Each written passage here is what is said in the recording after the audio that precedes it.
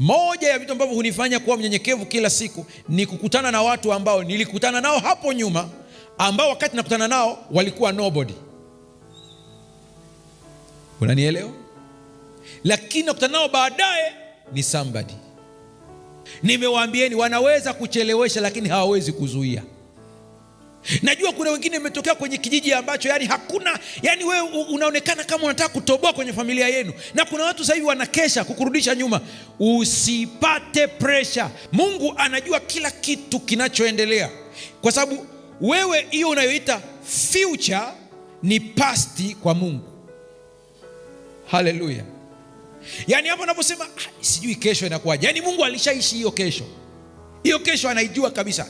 Ndio maana Mungu anasema nikabidhi kesho yako, maana yeye hiyo kesho yako alishaishi tayari.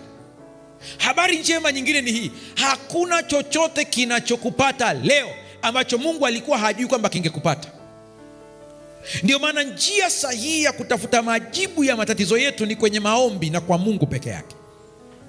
Nenda ukamwambie Mungu, ulijua kabisa hili lingenipata, na huenda nilifanya uchaguzi kwa ujinga wangu, na wewe uliweka mbele yangu uzima na na mauti, lakini kwa ujinga wangu nikachagua mauti, na ulijua nikichagua mauti nitaangukia kwenye design hii. Sasa nipe hekima, nisaidie, natokaje hapa? Sio kukimbilia kujinyonga, sio kukimbilia kunywa pombe kwamba uondoe msongo. Pombe haiondoi msongo, inaongeza. Biblia inasema macho yako yataona mambo mageni,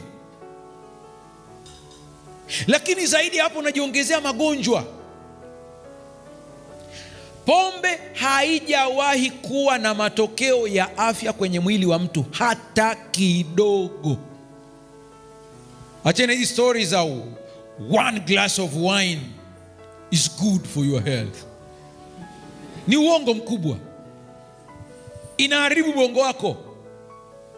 Kwa hiyo rudi kwa Mungu. Una msongo ambao umekusumbua sana, rudi kwa Mungu. Mungu anayejua future, Mungu anajua mambo yako. Haleluya. Huko na kwenda nazunguka, nakutana na watu mbalimbali. Siku moja nilikuwa nimempeleka mzee wangu hospitali pale KSMC Moshi, nahangaika kutoka sehemu moja kwenda sehemu nyingine kwa ajili ya vipimo. Wakati tunatembea, kijana mmoja akaja ghafla tu. Alipokuja kunitazama, mimi nakufahamu, wakati mimi nasoma udaktari sehemu fulani, wewe ulikuwa unakuja pale unatutia moyo.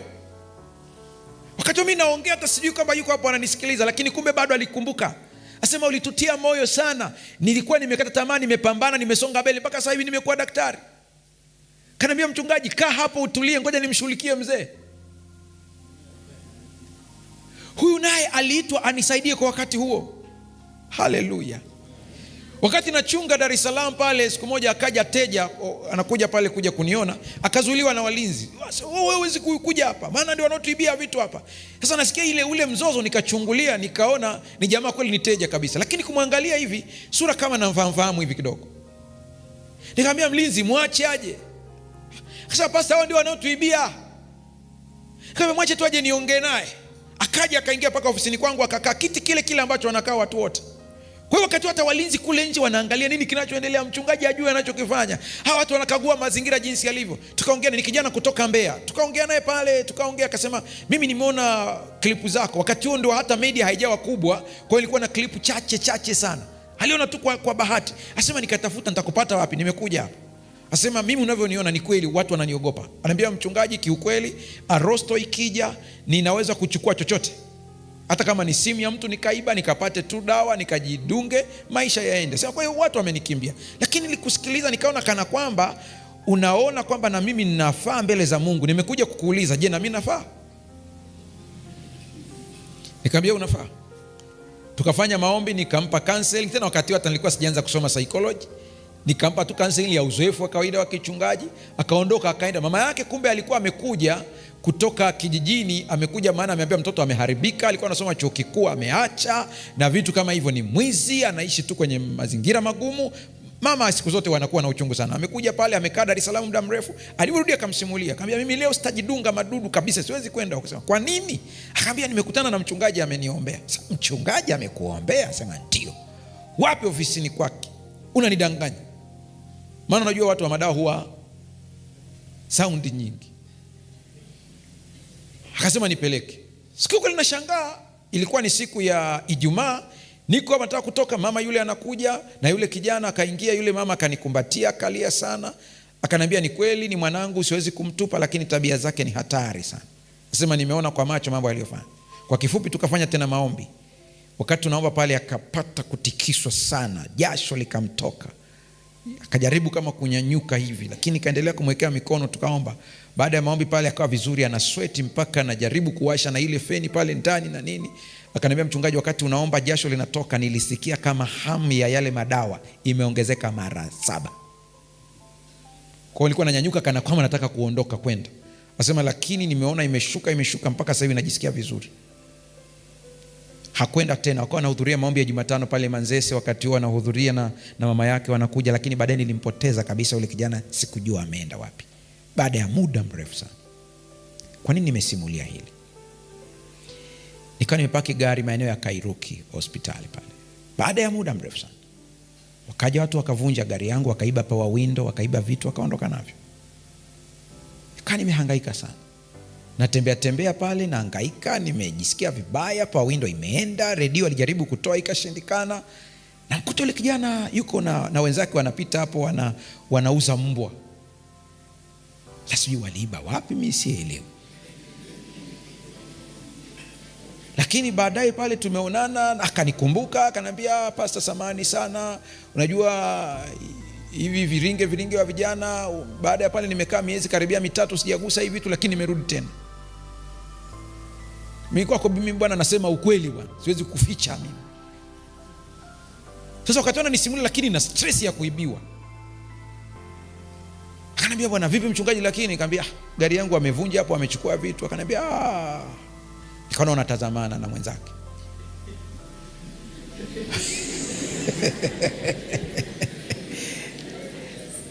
Akaniambia, Pastor basi hebu nipe namba. Na wale jamaa huwa hawana namba wao. Anakuambia mimi nitakupigia kesho, wewe nenda nyumbani. Kaondoka. Kweli kesho akanipigia asubuhi. Akaniambia, nimeshaongea na vijana, watakuletea mzigo wako, ila tu kwa masharti usiite polisi. Wao tukutane Mlimani City.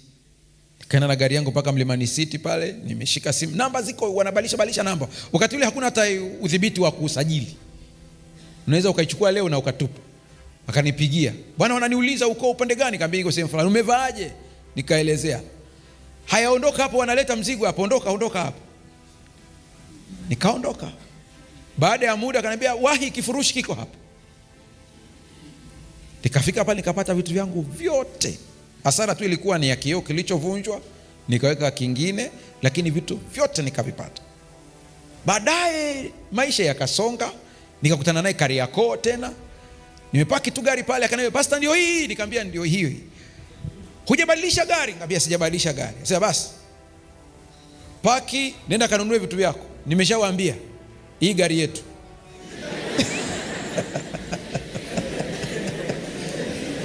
Mpaka nimeondoka Dar es Salaam sijawahi kugusiwa gari. Ndio jua kwamba wana mtandao mkubwa. Kwa kote nako paki na paki gari, unaniambia kabisa hapa ni eneo la hatari kabisa. Wale jamaa wana mfumo wao, wanaheshimiana, ni kama wana uongozi wao. Washaambizana kabisa. Hiyo gari ni gari yetu. Hii imenifundisha na wewe hii kufundisha. Usimdharau mtu yoyote kwenye maisha yako. Tuache hii tabia ya kumwangalia mtu kwa chini namna hii. Acha. Huwezi kujua huyo mtu ameandaliwa na Mungu kwa ajili gani kwenye maisha yako. Sio yako tu, hata ya watoto wako, ya ndugu zako. Hii picha ya Mungu kubwa ambayo ameiunda ili tuweze kuitengeneza. Kila moja ni kama pattern. Kila moja ana sehemu yake ambayo anaweza akaiweka. Ukishaelewa hivi, mheshimu kila mtu. Haleluya. Kila mtu mheshimu. Mungu anajua ya mbele. Aliyesababisha wewe uzaliwe ana sababu ya wewe kuzaliwa. Kuna mtu hapa unahisi umezaliwa bahati mbaya, kwa sababu mama yako huenda labda alibakwa au ilikuwa kuaje. Maadamu hiyo mimba imetunzwa mpaka ukatokea, una makusudi. Haleluya. Una makusudi. Usianze kujipima ubora wako kwa kuangalia watu. jinsi wanavyo comment. Kati ya mteja wangu mmoja ambaye nilikuwa namfanyia counseling kwa masuala ya depression, kati ya vitu ambavyo niligundua vilikuwa vinampa depression sana ni Facebook. Unajua katika saikolojia kuna kitu ambacho kinakusumbua wewe lakini hakimsumbui mtu mwingine. Ndio maana hairuhusiwi ku underestimate tabia ya mtu, kwa sababu unaweza ukaona ni kitu kidogo lakini kwake ni kikubwa. Kwa mfano, mai kuona wale watu ambao mpaka amefika umri wa mtu mkubwa, akitembea barabarani ana tabia kama ni kwenye tiles.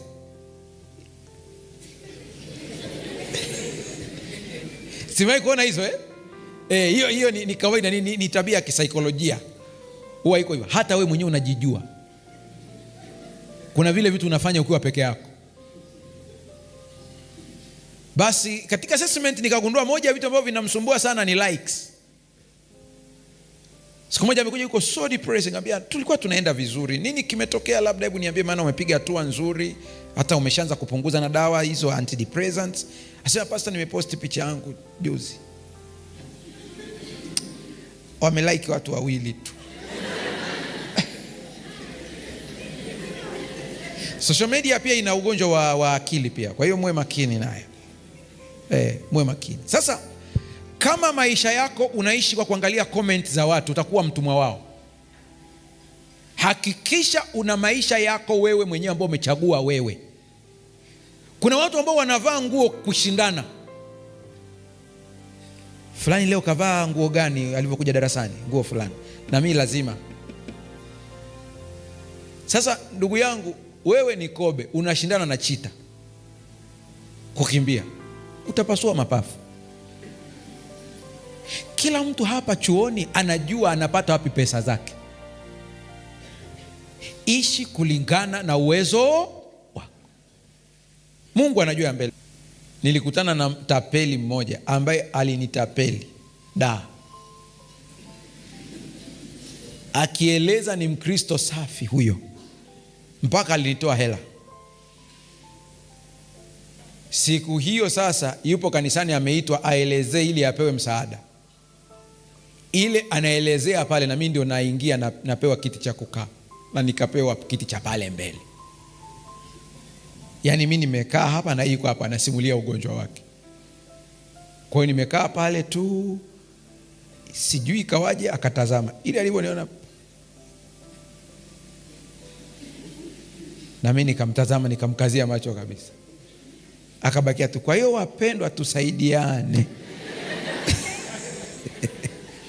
Yesu alipoangaliana na Mariamu, kwa kuwa Mariamu wanazuoni wanasema alikuwa anapata wale pepo kwa sababu ya kujiuza, na alitolewa pepo 7. Kwa hiyo aliporudi kwenye ile tabia, pepo wakarudi tena, na walikuwa wanamtesa sana. Alipokutana na Yesu, macho yake Yesu yalipogongana na ya kwake, pepo aliokuwa kwenye mwili wake wakakimbia dakika ile ile. Akajisikia wepesi. Alipomtazama Yesu akagundua Yesu ndiye amewafukuza. Akasubiria huenda Yesu angemwambia, nilikukanya siku hilo ulivyokamatwa pale, watu wanataka kukuua, nikakwambia usitende dhambi tena, mbona umerudia tena? Kinyume chake, akaona macho yanayomkaribisha. Haleluya. Mwisho akawaza, nimpe sadaka gani kwa hiki alichonitendea? Akakumbuka na kibweta kiko katika mkono wake chenye thamani. Ni marashi ambayo yanauzwa pesa nyingi. Sio haya mnaonunua ya kupimiwa. Ni ya pesa nyingi ambayo mpaka Yuda Iskarioti alivyosikia harufu yake. Yuda alikuwa mtaalamu wa marashi. Yuda muacheni tu. Yaani Yuda angeingia mbinguni ni sijui itakuwaje. Nilikuwa natamani nifanye kikao naye nimuulize, hivi tunavijuaje? Sijui mimi kuona hii video ambayo watu wamefumbwa macho, anapewa tu pombe, ana test hivi. Kestolaga. Yaani wanajua. Yuda yeye marashi tu, alivyosikia tu ile harufu akamkonyeza mwenzake, akasema hayo yakiuzwa hayo hela nyingi, na tungewapa maskini. Yesu akasema, maskini mnao siku zote, lakini mimi hamna. Yule mama wakati anavunja kile kibweta cha Mariamu, nyumba nzima ikanukia. akaenda kwenye miguu ya Yesu. Asante yake ilikuwa ni machozi, anatoa machozi, anatoa machozi. Hivi vitu vya kiroho wakati mwingine hakuna formula ya kujiandaa, huwezi kujiandaa. Yuko pale chini anatoa machozi, anatoa machozi, ndipo akakumbuka amemlowanisha Yesu miguu yake kwa machozi yake, alafu hana handkerchief. Anawaza atamkaje, aende mpaka atafute. Wakati huo kuna jamaa wanamtazama Yesu, wanamkosoa. Kasome ile hadithi vizuri. Mmoja alimtazama Yesu akasema, huyu jamaa kama angekuwa ni nabii asingeruhusu mwanamke huyu amguse miguu yake. Mwingine anadokeza anasema, kwa kuwa hajui mwanamke huyu ni wa tabia gani, maana yule dada ni changu doa anayefahamika. Ukimwona amesimama na mume wako, piga yowe, harudi. Ipo Yesu, nampenda sana Yesu. Nakwambia Yesu anavyotunza siri. Ndio maana nakwambia nenda kumwambia mambo yako yote. Anayelalamika zaidi ni Lawi ambaye ndio mkuu wa ile sherehe. Yesu ni smart kuliko anayofikiri. Akamgeukia akamwambia, Lawi. Akasema, Rabi. Yaani Rabi ni ile kuitika kwa heshima. Yaani watu ni wanafiki. Unamsengenya Yesu dakika hiyo hiyo bila kujua anasoma moyo, alafu unajidai unamheshimu. Ni sawa na siku hizi kuna msemo wa sasa hivi unamwita mtu mkuu.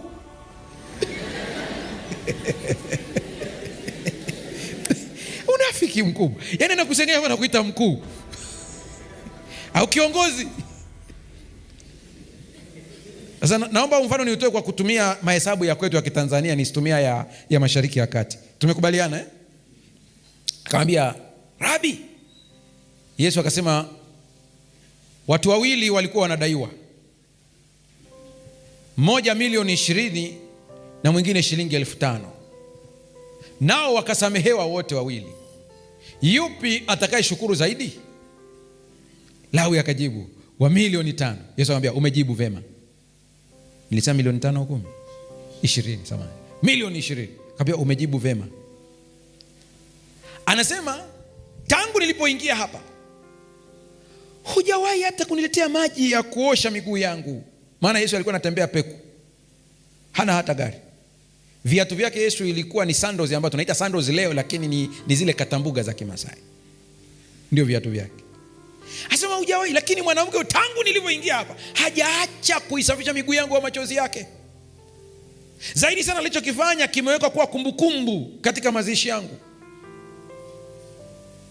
Akanyamaza kimya. Ila Yesu hakusema dhambi gani. Sasa nakupa hii siri, uko una stress sana, huna mtu wa kumwambia. Maana hata marafiki zako nao waamini wakati mwingine, binadamu usimwamini. Chukua kiti chako, ingia chumbani mwako, funga mlango wako, piga magoti. Kile kiti chako kimoja kiweke mbele pale. Kiweka kile kiti mbele, piga magoti. Mwambie Yesu, ninajua uko mbinguni katika mwili, maana ana mwili kama wa kwetu. Ila alisema niko nanyi siku zote hata ukamilifu wa nini? Mwambie, ninajua uko nami kwenye hiki chumba katika roho. Ninakuona kana kwamba umeketi kwenye kiti hiki, nisikilize mambo yangu. Msimulie. Haleluya. Msimulie. Msimulie. Na ukishamsimulia ukimaliza, usiongee wewe ni kuongea tu, ni kuongea, msimulie umalize. Na ninachokuambia nakwambia kitu cha ukweli, Yesu yuko pale kwa njia ya imani. Haleluya. Ukisimulia ukimaliza yote, wamekukwaza kina nani, simulia. Kama ni kulia, lia ukiwa peke yako. Ni tiba pia. Toa machozi yako umalize. Ukishamaliza usinyanyuke pale. Tulia pale pale. Mwambie, na mimi nimetulia, nataka nikusikilize ukiongea nami. Tulia. Utaisikia sauti nyororo ya Yesu ikikusemesha katika akili yako. Utanyanyuka pale ukiwa na amani tele. Simulia watu, usubirie. Yule uliyemwamini kabisa, subiria mkosane. Watu mnaimba kwaya hapa kabisa, kuna mtu yuko pale anamwambia mwenzake, unamwona huyu watatu kutoka jamani, si ndio hivyo eh? Wanajua kuelezea.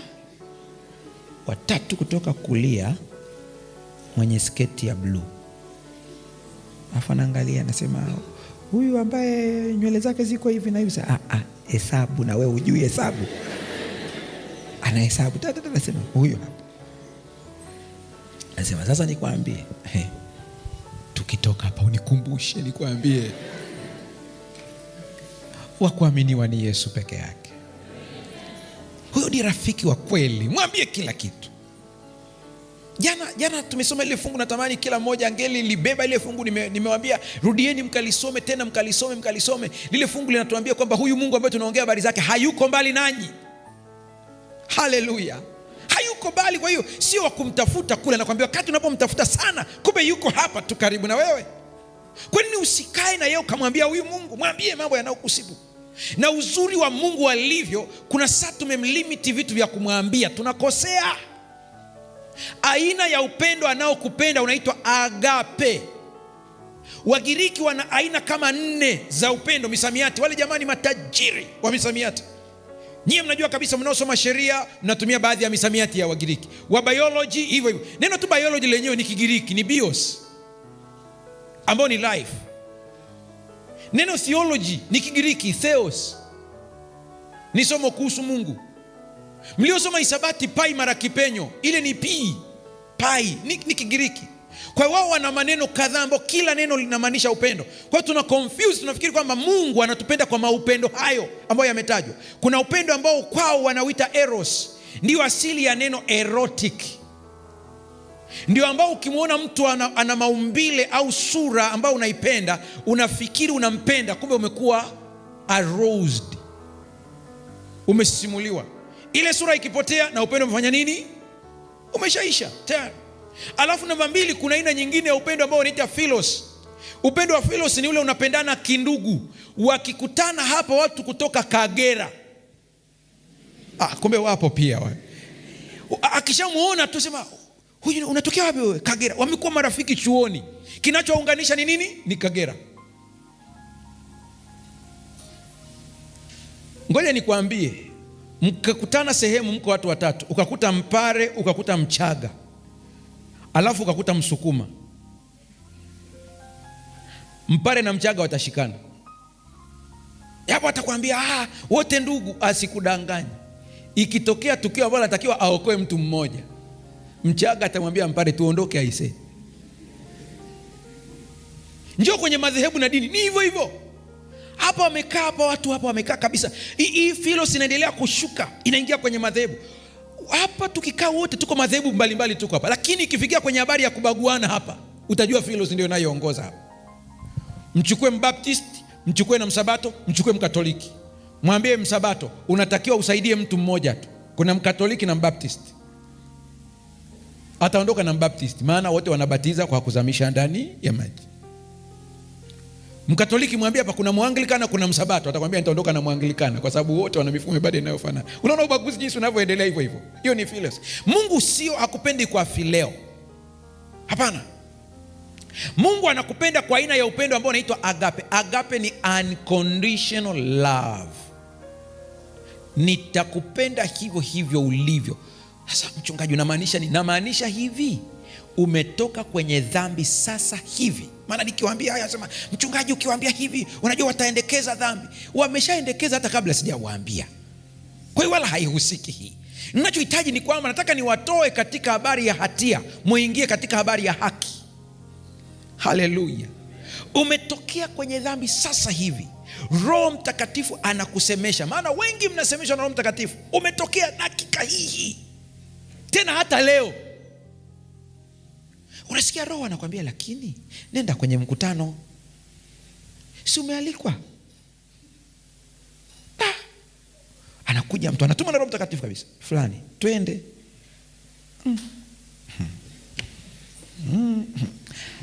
Tangulia. Unakaa kidogo, Roho wa Mungu analenga kufikishia ujumbe, unashangaa yule ametangulia. Kama message kanaingia kwa rafiki mwingine, akwambia fulani, ndio kwaya zinaimba, njoo. Shetani anajua kwamba kuna somo litafundishwa litakuinua kiroho. Anakwambia wewe umenajisika. Unajua ulikotoka leo? Unamjibu shetani, ndio. Ambia acha ujinga, baki. Ukweli uko hivi, Mimi nakupa ushauri wa bure. Nyanyuka, nenda kanisani. Haleluya. Nenda. Mungu anajua madudu yako yote, lakini bado anakuhitaji akurejeshe. Unconditional love. Haleluya. Yaani kuna watu tu wanataka mambo yako yasiende. Ndio kazi. Na leo katika vitu ambavyo tutaviombea ni Mungu akuepushie wote wanaozuia ndoto zako. Hayo ndio maombi ya siku hii ya leo. Maana kufikia huko kuna upinzani. Hivi unabari kuna mtu tu yani anafurahia akiona tu unafeli. Yeye ndio raha yake. Huyu naye amepita pitaje? Ukimuuliza kwa nini? Chuki ni roho iliyoko ndani yake, inachukia roho iliyoko ndani yako. Lakini wewe mtendee mema. Sikiliza nikwambie. Mungu akiwa amekusudia jambo, hakuna mtu anayeweza kulizuia. Haleluya. Ukipitia changamoto za upinzani, watu wanakuzuia kusonga mbele, fungua Isaya 55 fungu la 10. Tumia fungu litakusaidia sana. Maana kama vile mvua ishukavyo na theluji kutoka mbinguni, wala hairudi huko tena, bali hunyesha ardhi na kuizalisha na kuichipuza, ikampa mtu apandaye mbegu na mtu alaye chakula. Fungu la 11, ndivyo itakavyokuwa neno langu litokalo katika kinywa changu, halitanirudia bure, bali litatimiza mapenzi yangu, nalo litafanikiwa katika mambo yale yote niliyolituma. Bwana amelituma neno lake kwako, ya kwamba wewe utakuwa mtu fulani, wewe utaokolewa na kuingia mbinguni. Hakuna atakayeweza kulitangua. Nimewaambieni, wanaweza kuchelewesha lakini hawawezi kuzuia. Najua kuna wengine umetokea kwenye kijiji ambacho yani hakuna, yani wewe unaonekana kama unataka kutoboa kwenye familia yenu, na kuna watu sasa hivi wanakesha kukurudisha nyuma. Usipate pressure, mkabidhi Bwana njia zako. Wao wakitambikia ili usisongee mbele, wewe kazi yako piga magoti na kumuita Mungu aliye hai. Wao wakitoa kafara na sadaka za wanyama, wewe tumia damu ya Yesu ambayo ina nguvu kuliko masadaka ya kwao. Baba yake alielewa mambo ya rohoni mzee, ndio maana akaweka katika moyo. Sasa nataka hili niliseme kabla sijafunga kipindi hiki. Naomba unitazame na Mungu akusaidie. Zipo ndoto zinazotokana na chakula. Usije ukasema umeonyeshwa na Mungu. Yaani kabla ya kwanza kuichukua ndoto ni ya kiroho, anza kuangalia ulikula nini.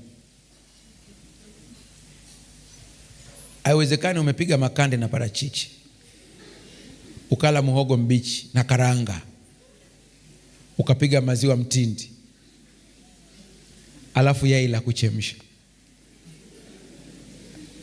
alafu asubuhi ukiamka anasema Bwana amenionyesha. Sasa amekuonyesha nini? Siku ya mwisho parapanda ililia na radi kubwa sana.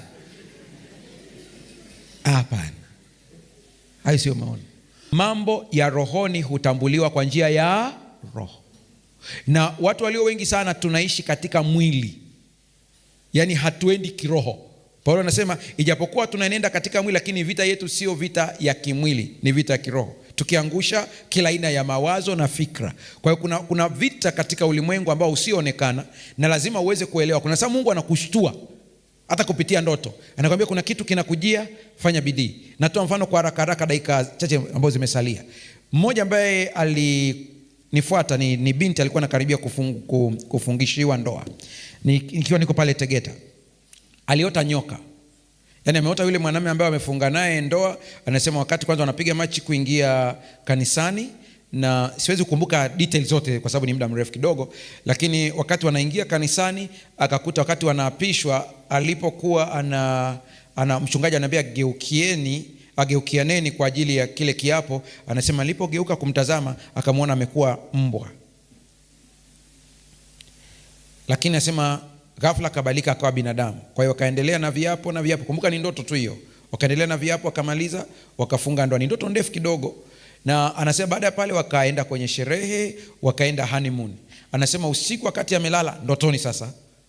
Yaani ni ndoto lakini anaota amelala. Unanielewa nikisema hivyo Sasa anasema akaamka akakuta huyu mume wake amegeuka amekuwa nyoka. Na alipojaribu kumwamsha akamka, alipoamka anasema akawa binadamu wa kawaida. Alafu akazinduka sasa uhalisia kwenye ndoto. Amezinduka sasa kiuhalisia. Mdogo wake ambaye alikuwa amelala naye akamwambia, dada, mbona ulikuwa unahangaika sana? Na kuna ulikuwa unahangaika mpaka unatoa jasho. Hakumwambia ni kitu gani. Siku zilienda, siku nyingine tena akaota, ikajirudia baada ya muda. Nadhani ilikuwa imebakia kama wiki 3 afungishwe ile ndoa kama sijakosea. Lakini ndoto ikajirudia tena kwa staili nyingine, ambapo akaota kwamba yuko shambani wanalima na mume wake. Wakati wanalima, mume wake akamwambia naenda kujisaidia. Akaenda. Anasema wakati mume wake hajaja, yeye anaendelea kulima, akasikia kitu kimemgonga kwenye mguu. Alipokuja kuangalia akakuta ni nyoka. Wakati anataka kuipiga kwenye kichwa, ikageuka ikawa mume wake. Sasa amekuja mimi kuniona wakati ananiuliza ushauri. Mchungaji, nifanye nini? Kadi zimeshasambazwa kila kitu, michango, ukumbi umeshabukiwa kila kitu, lakini ndoto inaniandama. Nikamwambia kwa jinsi ninavyomjua Mungu, hajaanza kukuonyesha leo. Kuna kitu huko nyuma ulishaonyesha. Anasema ndio. Kuna vingine vimetokea kwa nyuma, lakini nimeona kama ni vya kawaida. Ila nilivyokusikia unafundisha siku moja, nikasema no, ngoja nikuulize. Nikamwambia mimi sio mtafsiri wa ndoto, lakini kuna message iko hapa. Sasa unanishaurije? Shida sisi wachungaji tunabeba misalaba mingi. Ukimshauri kwamba achana na hii habari, hatasema nimeamua, atasema mchungaji amesema. Kwa mwisho nikamwambia tu straight, kuna message unapewa, kuwa makini. Akalia. Sasa pastor, nipe tu kauli yako moja. Nikamwambia kauli yangu moja, kuwa makini. Hiyo ndio kauli yangu. Basi akaondoka. Siku zikaenda.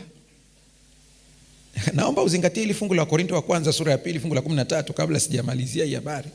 Nayo twayanena si kwa maneno yanayofundishwa kwa hekima ya kibinadamu, bali yanayofundishwa na Roho, tukiyafasiri mambo ya rohoni kwa maneno ya rohoni. Hiyo sentensi ni muhimu sana. Unaweza ukafasiri mambo ya rohoni kwa maneno ya kawaida, lakini mambo ya rohoni yanafasiriwa kwa mambo ya rohoni. Fungu la 14, basi mwanadamu wa tabia ya asili hayapokei mambo ya Roho wa Mungu, maana kwake huyo ni upuzi, wala hawezi kuyafahamu, kwa kuwa yatambulikana kwa jinsi ya rohoni. Pamoja na kumkazania kwa makini, akaondoka, akafungisha ndoa. Nakumbuka baada ya miaka kama sio 2 ni 3, amekuja kunifuata tena. Nilisikia machozi. Alikuwa ameumizwa vibaya. Na hiyo siku ananifuata, anasema alipigwa kiasi kwamba watoto wameenda shule asubuhi hajui. Kipigo alichokipata usiku, wakaenda shule watoto hajui. Amekuja kushtuliwa na watoto wanarudi na jamaa hayupo. Ndio akamshtua pale, wanashangaa watoto, kuna nini hapa? Wakaja tikisa mama. Ni jioni hiyo, anakuta yuko hapo chini. Kidogo jamaa linarudi kutoka kazini, likakuta watoto wanamwamsha mama yao pale. Akaambia nendeni, wakaondoka. Anasema pastor, ninachokumbuka ni alipokuwa na watoto akafunga mlango. Anasema nakumbuka napata kipigo kingine, anasema nikaona nyota, sikujua kinachoendelea tena.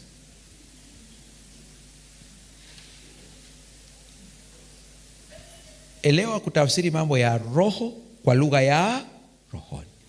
Elewa kutofautisha shambulio la kawaida na shambulio la kiroho. Elewa Mungu anapokuletea message. Fungu la 14 anasema mtu wa kidunia hapokei mambo ya Roho wa Mungu. Kwake mtu huyo ni mambo hayo ni upumbavu mtupu, yanapita akili yake, maana yanaweza kutambuliwa kwa msaada wa Roho. Nimefunga Biblia yangu sasa hapa. Nahitaji niongee haya mwisho tuingie kwenye maombi.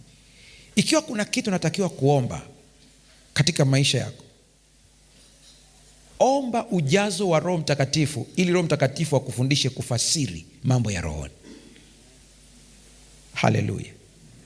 Kuna vitu vya kiroho tunavyoongea, mtu anaweza kasikiliza kabisa, kwani hicho kina maana gani? Kwani hicho kina uzito gani?